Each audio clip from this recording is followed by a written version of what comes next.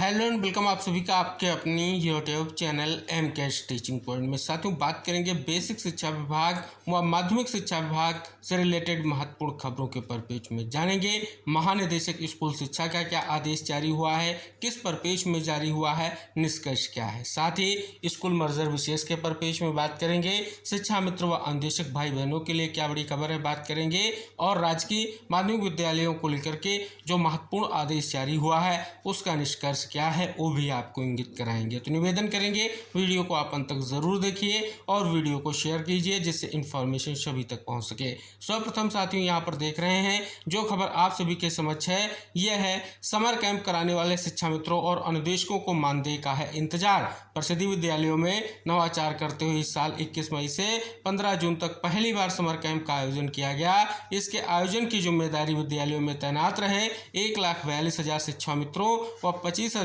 अनुदेशकों को दी गई थी। इसके लिए 6,000 रुपये मानदेय तय किया गया था, लेकिन अभी तक इसका भुगतान नहीं किया गया है। इसके लिए वह अधिकारियों के चक्कर काट रहे हैं। उत्तर प्रदेश प्राथमिक शिक्षा मित्र संघ के प्रदेश मंत्री कौशल कुमार ने कहा कि इसके लिए उन्होंने बेसिक शिक्षा विभाग के अपर मुख्य सचिव दीपक कुमार से मिलकर जल्द मानदेय जारी करने की मांग की है। उन्होंने कहा कि शिक्षा मित्रों और अनुदेशकों को यूं ही 11 महीने का मानदेय दिया जाता है। हमने गर्मी में विभाग के निर्देश पर इसलिए काम किया कि समय से मानदेय मिल जाएगा, लेकिन अभी तक उनका मानदेय नहीं मिला है। तो एक बड़ी खबर है, उम्मीद है कि जल्द ये इंतजार समाप्त होगा और जल्द से जल्द जो है मानदेय को लेकर के निष्कर्ष आएगा। अब बात कर ली जाए, जैसा कि यहाँ पर देख रहे हैं बाराबंकी में 141 परिषदीय स्कूलों की पेयरिंग को मंजूरी। कम छात्रों और फिर अपर्याप्त संसाधन वाले 141 बेसिक शिक्षा विभाग के स्कूलों को दूसरे के साथ जोड़ने को विभाग ने हरी झंडी दे दी है। अब इन चिन्हित स्कूलों के शिक्षक व छात्र दूसरे स्कूल के साथ रहकर अध्ययन व अध्यापन करेंगे। तो यहाँ पर देख रहे हैं 4 जूनियर व 19 प्राइमरी स्कूल भवन निर्माण को मंजूरी भी यहाँ पर देखने को मिल रही है। तो यहाँ पर निष्कर्ष आपको देखने को मिल रहा है। इसी बीच साथियों, जैसा कि आप देख रहे हैं यहाँ पर जिन स्कूलों की मान्यता है वह सूची ब्लॉक संसाधन केंद्र पर उपलब्ध करा दें। ऐसा ना करने पर स्कूलों को अमान्य घोषित किया जाएगा। जो विद्यालय गैर मान्यता के संचालित पाए जाएंगे उन पर 1 लाख रुपए तक का जुर्माना लगाया जाएगा। खंड शिक्षा अधिकारियों ने विद्यालयों को इस संबंध में नोटिस जो है भेजी है। यहाँ पर देखेंगे स्पष्ट तौर पर कि अनिवार्य बाल शिक्षा का अधिकार अधिनियम 2009 के तहत बिना मान्यता के कोई स्कूल ना तो स्थापित किया जा सकता है और ना ही संचालित किया जा सकता है। बड़ी खबर है कि सरकारी स्कूलों को ही पीएम श्री स्कूल के रूप में किया जाएगा विकसित। पहले से संचालित सरकारी स्कूलों को ही पीएम श्री स्कूल के रूप में विकसित किया जाएगा। शिक्षा विभाग पीएम श्री स्कूलों के जरिए स्कूली शिक्षा में दिख रहे बदलावों के बाद इनकी संख्या बढ़ाने की तैयारी कर रहा है। वहीं शिक्षा मंत्रालय ने राज्यों के रुझान को देखते हुए इस दिशा में पहल तेज कर दी है। माना जा रहा है कि इस वर्ष के अंत तक प्रदेश में ऐसे स्कूलों को खोलने का ऐलान किया जाएगा। नई राष्ट्रीय शिक्षा नीति के अनुरूप यह स्कूल ऐसा होना चाहिए जिसमें बच्चों के लिए खेलकूद, स्मार्ट क्लासरूम, पुस्तकालय, प्रयोगशाला, कला संगीत आदि व्यवस्थाएं हों। तो देख रहे हैं एक बहुत बड़ा निष्कर्ष देखने को मिल रहा है। साथ ही महानिदेशक स्कूल शिक्षा ने बताया कि पीएम श्री स्कूल जैसे और स्कूल बढ़ाने से शिक्षा में गुणात्मक सुधार आएंगे। इस वर्ष कई अन्य विद्यालयों को भी पीएम श्री स्कूलों की तर्ज पर विकसित किया जाएगा। अगली खबर है, कंपोजिट ग्रांट से बेसिक स्कूलों में बढ़ेंगी सुविधाएं। शासन ने जारी की 246.51 करोड़ की कंपोजिट। तो ये डिस्ट्रिक्ट जो है प्रतापगढ़ से बड़ी खबर यहाँ पर आ रही है। बेसिक शिक्षा विभाग से रिलेटेड खबरों के बाद आइए जान लेते हैं माध्यमिक शिक्षा विभाग से रिलेटेड खबरों के परिपेक्ष में एक बहुत ही महत्वपूर्ण आदेश जारी हुआ है। जैसा कि आप देख रहे हैं, बेसिक शिक्षा विभाग में स्कूल पेयरिंग के बाद एक बहुत बड़ा निष्कर्ष देखने को मिल रहा है और प्रक्रिया तेजी से गतिमान है।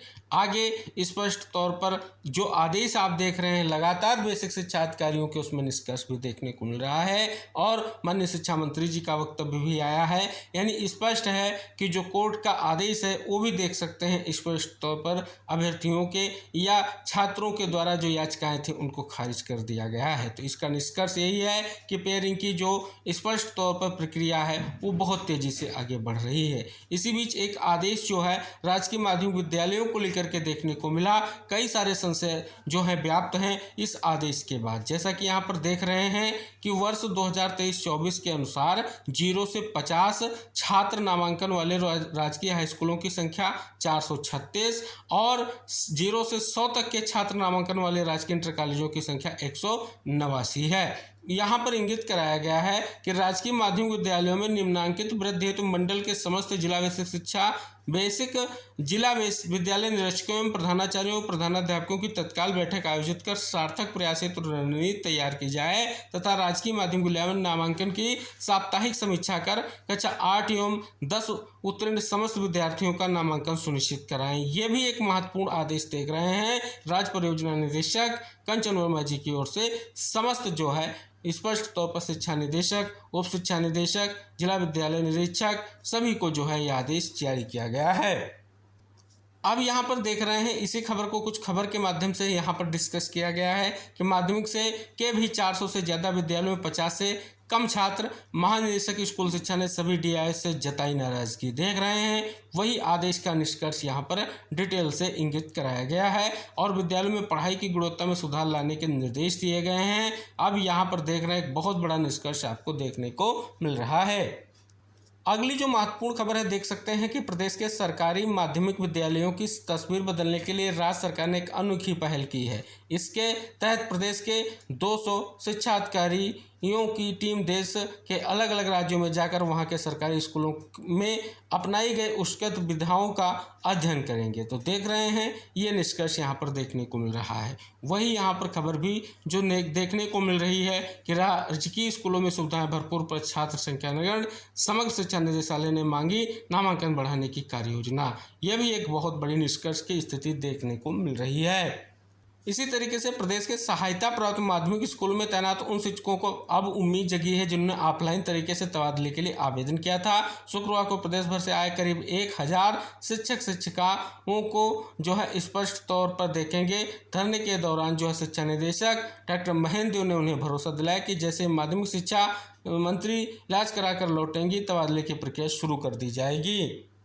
बड़ी खबर है कि उत्तर प्रदेश माध्यमिक शिक्षा परिषद और एनसीईआरटी की जो है जीबी पंत संस्थान में आयोजित संयुक्त बैठक में तैयार हो रहा है होलिस्टिक प्रोग्रेस रिपोर्ट प्रगति पत्र 3 मानकों पर जो है तैयार होगा। सभी के लिए बड़ी खबर है जो आधार कार्ड से रिलेटेड है और स्पेशली बाल आधार कार्ड से है।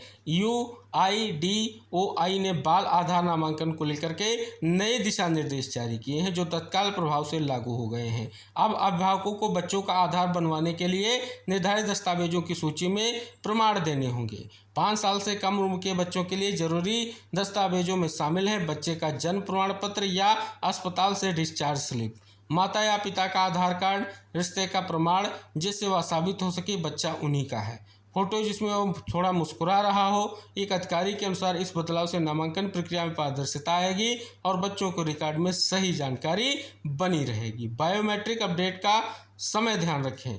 बच्चों की पहचान सुनिश्चित करने के लिए 5 और 15 वर्ष में बायोमेट्रिक अपडेट अनिवार्य होगा। इसमें फिंगरप्रिंट, आइरिस स्कैन और नई फोटो ली जाती है। पूरी प्रक्रिया निःशुल्क होती है। अगली खबर है महानिदेशक स्कूल शिक्षा ने शासन को भेजा प्रस्ताव। इसके लिए मानक व भारांक भी प्रस्तावित। देख रहे हैं प्रदेश के अशासकीय सहायता प्राप्त एडेड माध्यमिक विद्यालयों में प्रधानाध्यापकों और शिक्षकों के सत्र 2026-27 में ऑनलाइन तबादले का प्रस्ताव महानिदेशक स्कूल शिक्षा कंचन वर्मा ने शासन को भेजा है। इसमें तबादलों के मानक व भारांक भी प्रस्तावित किया गया है। प्रस्ताव के अनुसार तबादलों के लिए 4 श्रेणियां बनाई गई हैं। सरकारी नौकरियों में पति या पत्नी, गंभीर बीमारी से खुद के ग्रस्त होने, पति पत्नी के राजकोष से वेतन लेने व अलग अलग जिलों में तैनात ऐसे शिक्षक जिनकी आयु 58 साल पूरी हो गई रही है, इसके आधार पर तबादले किए जाएंगे। वही इसके लिए अलग अलग भारांक तय किए जाएंगे। महानिदेशक स्कूल शिक्षा ने कहा कि ऑनलाइन तबादलों के लिए 31 जनवरी तक रिक्तियां जारी करते हुए समय सारणी माध्यमिक शिक्षा निदेशक के स्तर से जारी की जाएगी। प्रदेश के राजकीय माध्यमिक विद्यालयों की तस्वीर बदलने के लिए चल रही कवायद के बीच एक और प्रयास शुरू किया गया। इसके तहत डीआईएस संयुक्त निदेशक आदि अधिकारी अन्य प्रदेशों में जाकर वहां की बेस्ट प्रैक्टिस का अध्ययन करेंगे। साथ ही वहां के नवाचार का प्रयोग को अपने प्रदेश में भी लागू करने का प्रयास करेंगे। अगली बड़ी खबर है जिला बेसिक शिक्षा अधिकारी बस्ती की ओर से आ चुकी है एक महत्वपूर्ण विज्ञप्ति और विज्ञप्ति है कस्तूरबा गांधी बालिका विद्यालयों के लिए जो स्पष्ट तौर पर महत्वपूर्ण है। यहाँ पर देखेंगे डीबी को लेकर के शेड्यूल आ चुका है और ये डीबी आपकी 21/7/2025 दिन सोमवार को प्रातः 10 बजे से 5 बजे तक जो है बीएसए कार्यालय बस्ती में आयोजित की जाएगी। तो साथियों, ये थी आपकी बेसिक व माध्यमिक शिक्षा विभाग से रिलेटेड बड़ी और महत्वपूर्ण खबरें। उम्मीद है वीडियो आपके लिए हेल्पफुल रहेगा। वीडियो को शेयर ज़रूर कीजिएगा और चैनल को सब्सक्राइब कर लीजिए। नेक्स्ट इन्फॉर्मेशन के साथ नेक्स्ट वीडियो में हम फिर उपस्थित होंगे। तब तक के लिए टेक केयर, बाय बाय साथियों।